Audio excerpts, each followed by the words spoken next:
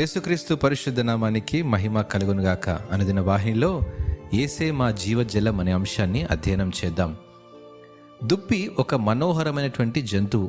దాన్ని తరుముకొచ్చే శత్రువుల నుండి తప్పించుకోవడానికి కొన్నిసార్లు నీటి ప్రవాహంలోనికి పరిగెడుతుంది. తద్వారా అది తన సువాసనను కోల్పోయి తప్పించబడుతుంది. అడవిలో నీటి ప్రవాహాలు వాటి దాహాన్ని తీర్చడమే కాకుండా శత్రువు నుండి కూడా రక్షణ దొరుకుతుంది. అంతేకాదు, అవి గాయపడినప్పుడు కూడా ఆ నీటి ప్రవాహాలకే పరిగెడతాయి. 42వ కీర్తన 1వ చరణంలో, దుప్పి నీటి వాగుల కొరకు ఆశపడినట్లు దేవా, నీ కొరకు నా ప్రాణము ఆశపడుచున్నది. అవును, యేసే మన జీవజలం అని, నీతి కోసం మన దాహాన్ని తీర్చగల ఏకైక వ్యక్తి అని చెబుతుంది. ఈ ప్రపంచంలో విశ్వాసులపై ప్రయోగించబడే అపవాది అగ్నిబాణాలు చాలా ఉన్నాయి.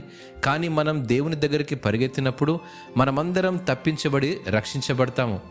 ఆయనే మన ఆశ్రయదుర్గము. నీతిమంతులు దాని కొరకు పరిగెత్తినప్పుడు వారు రక్షించబడతారు. శత్రువు మిమ్మల్ని బాధ పెట్టడానికి ఏదైతే ఉపయోగిస్తున్నాడో వాటి నుండి తప్పించే జీవజల ధారలు మనము మన యేసే నుండి పొందుకోగలం. ప్రతి బాధకు ఆనందకరమైన శాంతిని పొందగలం.